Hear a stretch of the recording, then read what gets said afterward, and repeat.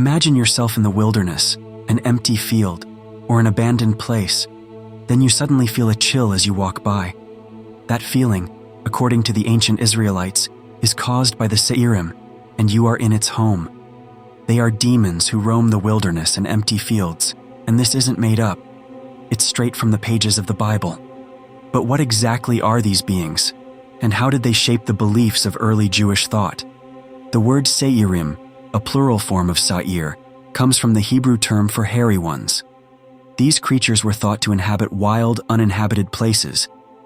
In the Hebrew Bible, the prophet Isaiah speaks of desolate places where wild animals and seirim reside.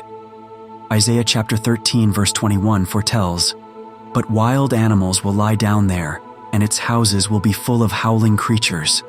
Goat demons will dance there." In chapter 34 verse 14 it is said, "Wild cats shall meet with hyenas. Goat demons shall call to each other. There too, Lilith shall repose." These passages suggest a belief that the ruins of fallen civilizations and barren landscapes were inhabited by supernatural creatures. In Leviticus 17:7, we read a direct reference to the seirim. It warns the Israelites against sacrificing to these goat demons.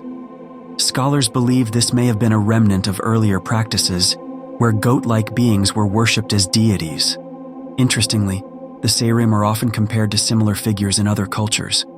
The satyrs of Greek mythology and the fauns of Roman legend share many similarities with these goat demons. They too were wild, lustful, and chaotic, associated with nature and the untamed wilderness. Some Bible translations, such as satyrs, are used in order to directly translate the seirim, and this is not without good reason. In a commentary on Leviticus 17, Charles J. Ellicott comments on the seirim, literally denotes hairy or shaggy goats, and then goat-like deities, or demons. The Egyptians, and other nations of antiquity, worshipped goats as gods.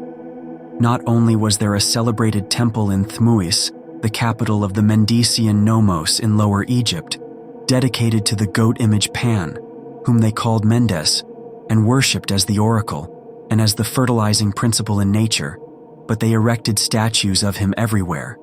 Hence the Pan, Silenus, satyrs, fauns, and the woodland gods among the Greeks and Romans, and hence too the goat-like form of the devil, with a tail, horns, and cloven feet, which obtain in medieval Christianity, and which may still be seen in some European cities.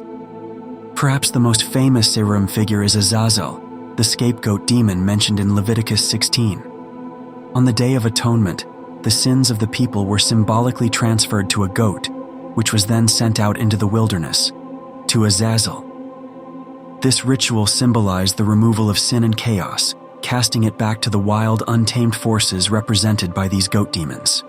So, why were these goat demons feared? The wilderness, in ancient thought, was seen as a place of disorder. It was a realm where wild beasts roamed, far from the order of cities and farms. The seirim embodied the danger and uncertainty that lay beyond the boundaries of society. Their presence symbolized divine judgment, ruin, and chaos.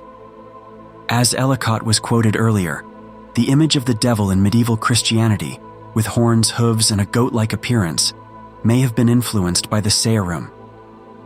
As ancient beliefs merged and evolved, the image of the goat demon persisted, now associated with the ultimate force of evil.